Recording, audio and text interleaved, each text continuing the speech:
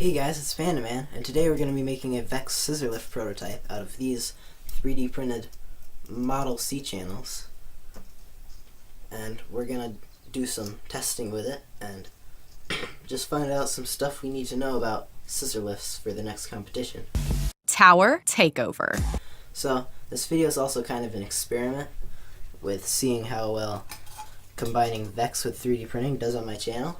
So we'll see how this video goes. I've also made these slider pieces for the bottom of it. That's just going to go in right here. So let's just start connecting them.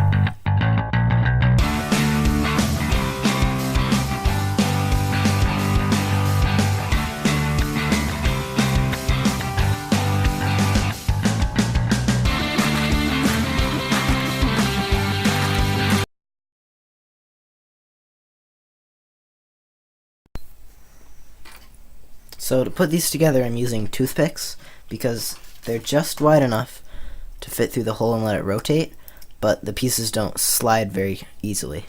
So I've just been sticking it through the middle holes of two of them to combine those two together, and then I'm sticking them the flat end to the other flat end.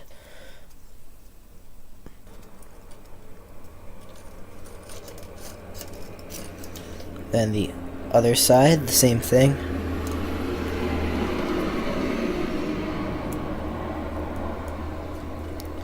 And that adds one stage. So now I got the main body completed. So that goes up pretty high for just really small versions of these pieces to fit on my printing bed. So now I gotta connect them to my slider base. So for this, I'm just going to use the same toothpick idea. One of these is going to be in the middle, like this. And the other side's going to be on the outside of it. So I stick the toothpick through the mount, bracket, whatever you call it, and then stick the C channel on the outside of it. So now I got it connected to the slider.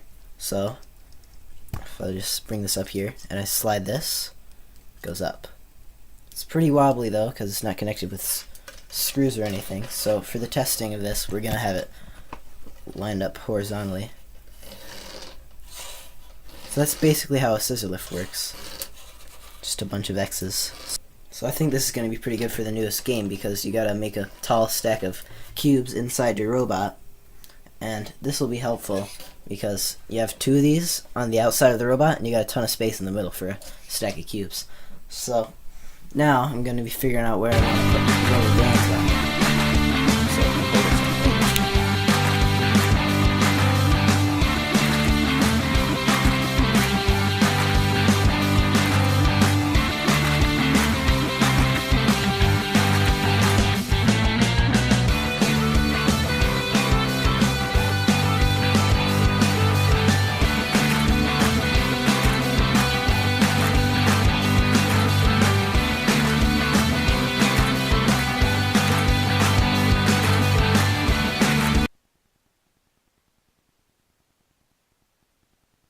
Well, that's all I got for this video. Like it if you liked it, subscribe for more, and see you later.